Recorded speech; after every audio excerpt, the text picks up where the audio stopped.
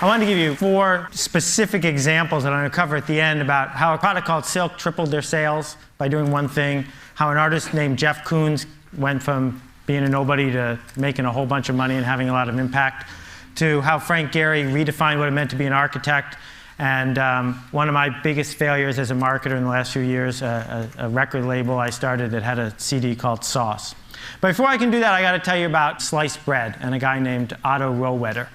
Now, before sliced bread was invented in the 1910s, I wonder what they said, like the greatest invention since the telegraph or something. But this guy named Otto Rohwedder invented sliced bread. And he focused, like most inventors did, on the patent part and the making part. And the thing about the invention of sliced bread is this, that for the first 15 years after sliced bread was available, no one bought it, no one knew about it. It was a complete and total failure. And the reason is that until Wonder came along and figured out how to spread the idea of sliced bread, no one wanted it. That the success of sliced bread, like the success of almost everything we've been talking about at this conference, is not always about what the patent is like or what the factory is like. It's about, can you get your idea to spread or not?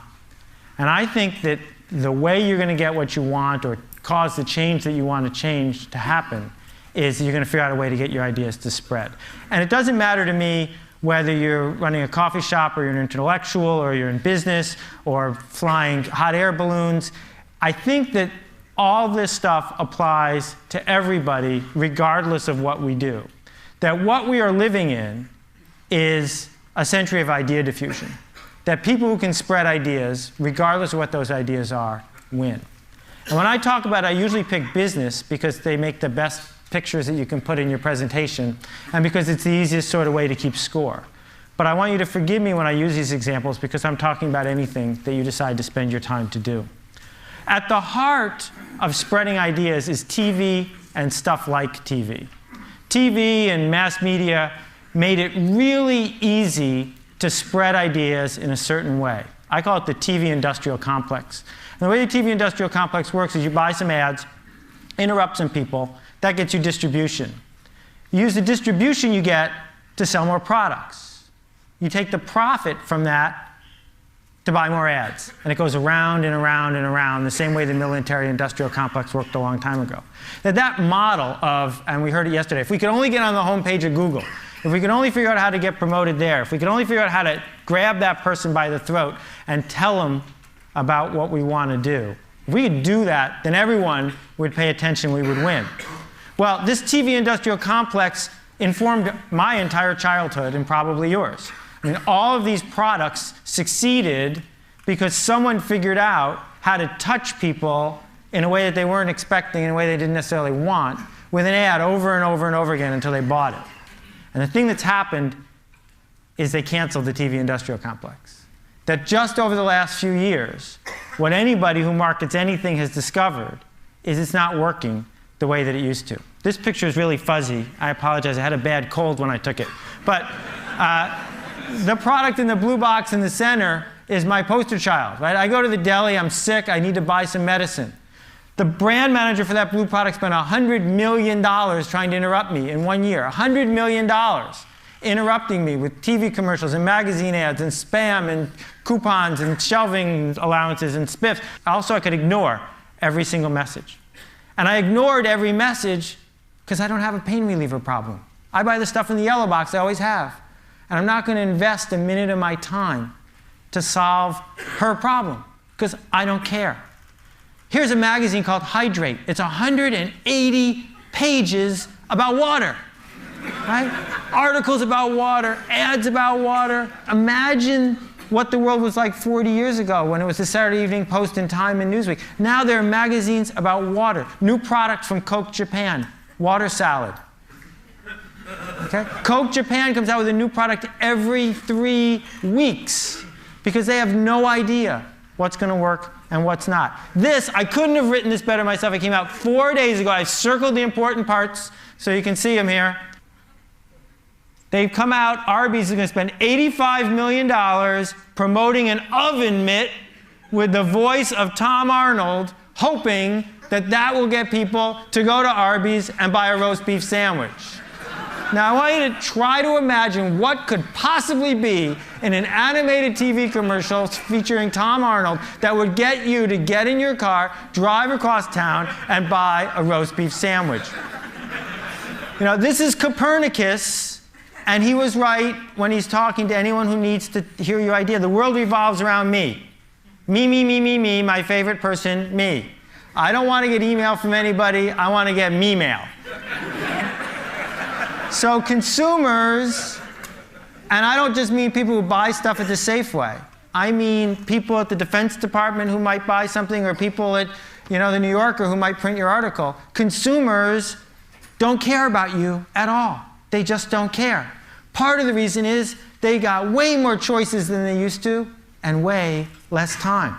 And in a world where we have too many choices and too little time, the obvious thing to do is just ignore. And my parable here is you're driving down the road and you see a cow and you keep driving. Because you've seen cows before. Cows are invisible. Cows are boring. Who's going to stop and pull over and say, oh, look, a cow? Nobody. But if the cow was purple, isn't that a great special effect? I could do that again if you wanted. If the cow was purple, you'd notice it for a while. I mean, if all cows are purple, then you get bored with those too. The thing that's going to decide what gets talked about, what gets done, what gets changed, what gets purchased, what gets built is it remarkable? And remarkable is a really cool word because we think it just means neat. But it also means worth making a remark about. And that is the essence of where idea diffusion is going. That two of the hottest cars in the United States is a $55,000 giant car, big enough to hold a Mini in its trunk. People are paying full price for both, and the only thing they have in common is that they don't have anything in common. Every week, the #1 best-selling DVD in America changes. It's never The Godfather, it's never Citizen Kane, it's always some third-rate movie with some second-rate star. But the reason it's #1 is because that's the week it came out. Because it's new, because it's fresh, because people saw it and said, I didn't know that was there, and they noticed it. Two of the big success stories the last 20 years in retail. One sells things that are super expensive in a blue box, and one sells things that are as cheap as they can make them. The only thing they have in common is that they're different. We're now in the fashion business. No matter what we do for a living, we're in the fashion business. And the thing is, people in the fashion business know what it's like to be in the fashion business. They're used to it. The rest of us have to figure out how to think that way, how to understand that it's not about interrupting people with big full-page ads or insisting on meetings with people, but it's a totally different sort of process that determines which ideas spread and which ones don't. This chair, they sold $1 billion worth of Aeron chairs by reinventing what it meant to sell a chair. They turned a chair from something the purchasing department bought to something that was a status symbol about where you sat at work. This guy, Lionel Poulain, the most famous baker in the world, he died 2.5 months ago, and he was a hero of mine and a dear friend. He lived in Paris. Last year he sold $10 million worth of French bread, every loaf baked in a bakery he owned by one baker at a time in a wood-fired oven. And when Lionel started his bakery, the French poo-pooed it. They didn't want to buy his bread. It didn't look like French bread. It wasn't what they expected. It was neat, it was remarkable, and slowly it spread from one person to another person until finally it became the official bread of 3-star restaurants in Paris. Now he's in London and he ships by FedEx all around the world. What marketers used to do is make average products for average people. That's what mass marketing is. Smooth out the edges. Go for the center. That's the big market. They would ignore the geeks and, God forbid, the laggards. It was all about going for the center. But in a world where the TV industrial complex is broken, I don't think that's the strategy we want to use anymore. I think the strategy we want to use is to not market to these people, because they're really good at ignoring you, but market to these people because they care. These are the people who are obsessed with something. And when you talk to them, they'll listen because they like listening. It's about them. And if you're lucky, they'll tell their friends on the rest of the curve, and it'll spread. It'll spread through the entire curve. They have something I call otaku. It's a great Japanese word. It describes the desire of someone who's obsessed to, say, drive across Tokyo to try a new ramen noodle place, because that's what they do. They get obsessed with it. To make a product, to market an idea, to come up with any problem you want to solve that doesn't have a constituency within otaku is almost impossible. Instead, you have to find a group that really desperately cares about what it is you have to say, talk to them, and make it easy for them to tell your friends. There's a hot sauce otaku, but there's no mustard otaku. That's why there's lots and lots and lots of kinds of hot sauces and not so many kinds of mustard. Not because it's hard to make interesting mustard. You can make interesting mustard. But people don't because no one's obsessed with it, and thus no one tells their friends. Krispy Kreme has figured this whole thing out. Krispy Kreme has a strategy. And what they do is they enter a city, they talk to the people with the otaku, and then they spread through the city to the people who have just crossed the street. This yo-yo right here costs $112, but it sleeps for 12 minutes. Not everybody wants it, but they don't care. They want to talk to the people who do, and maybe it'll spread. These guys make the loudest car stereo in the world. It's as loud as a 747 jet. You can't get in. The car's got bulletproof glass on the windows because they'll blow out the windshield otherwise. But the fact remains that when someone wants to put a couple speakers in their car, if they've got the otaku or they've heard from someone who does, they go ahead and they pick this. It's really simple. You sell to people who are listening, and maybe, just maybe, those people tell their friends. So when Steve Jobs talks to 50,000 people at his keynote, right, who are all tuned in from 130 countries watching his 2-hour commercial, that's the only thing keeping his company in business, is that those 50,000 people care desperately enough to watch a 2-hour commercial and then tell their friends. Pearl Jam, 96 albums released in the last 2 years. Everyone made a profit. How? They only sell them on their website. Those people who buy them on their website have the otaku, and then they tell their friends, and it spreads, and it spreads. This hospital crib costs $10,000, 10 times the standard. But hospitals are buying it faster than any other model.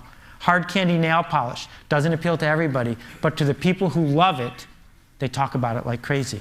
This paint can right here saved the Dutch Boy Paint Company, making them a fortune. Cost 35% more than regular paint, because Dutch Boy made a can that people talk about, because it's remarkable. They didn't just slap a new ad on the product, they changed what it meant to build a paint product. AmIHotOrNot.com. Every day, 250,000 people go to this site, run by 2 volunteers, and I can tell you they're hard graders. And they didn't get this way by advertising a lot. They got this way by being remarkable, sometimes a little too remarkable. And this picture frame has a cord going out the back, and you plug it into the wall. My father has this on his desk, and he sees his grandchildren every day, changing constantly. And every single person who walks into his office hears the whole story of how this thing ended up on his desk. And one person at a time, the idea spreads. These are not diamonds. Not really. They're made from cremains. After you get cremated, you can have yourself made into a gem. Oh, you like my ring? It's my grandmother.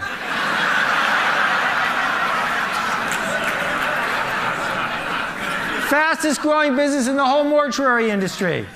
But you don't have to be Ozzy Osbourne. You don't have to be super outrageous to do this. What you have to do is figure out what people really want and give it to them. A couple quick rules to wrap up. The first one is design is free when you get to scale. And the people who come up with stuff that's remarkable more often than not figure out how to put design to work for them. Number 2, the riskiest thing you can do now is be safe. Procter & Gamble knows this. Right? The whole model of being Procter & Gamble was always about average products for average people. That's risky. The safe thing to do now is to be at the fringes, be remarkable. And being very good is one of the worst things you can possibly do. Very good is boring. Very good is average. It doesn't matter whether you're making a record album or you're an architect or you have a tract on sociology. If it's very good, it's not going to work because no one's going to notice it.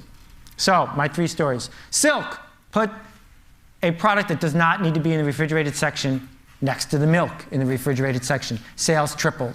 Why? Milk, milk, milk, milk, milk, not milk. Right? For the people who were there and looking at that section, it was remarkable. They didn't triple their sales with advertising. They tripled it by doing something remarkable. That is a remarkable piece of art. You don't have to like it, but a 40-foot tall dog made out of bushes in the middle of New York City is remarkable. Frank Gehry didn't just change a museum, he changed an entire city's economy by designing one building that people from all over the world went to see. Now, at countless meetings, at the Portland City Council or who knows where, they say, we need an architect. Can we get Frank Gehry? Right? Because he did something that was at the fringes. And my big failure, I came out with an entire, a record album, and hopefully a whole bunch of record albums in SACD format, this remarkable new format. And I marketed it straight to people with $20,000 stereos. People with $20,000 stereos don't like new music. So what you need to do is figure out who does care.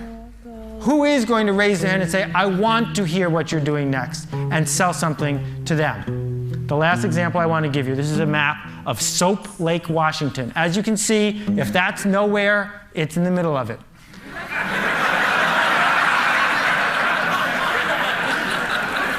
But they do have a lake. And people used to come from miles around to swim in the lake. They don't anymore. So the founding fathers at Soap Lake said, we got some money to spend. What can we build here? And like most committees, they were going to build something pretty safe. And then an artist came to them. This is a true artist rendering. He wants to build a 55-foot tall lava lamp in the center of town. That's a purple cow. That's something worth noticing. I don't know about you, but if they build it, that's where I'm going to go. Thank you very much for your attention. I appreciate it.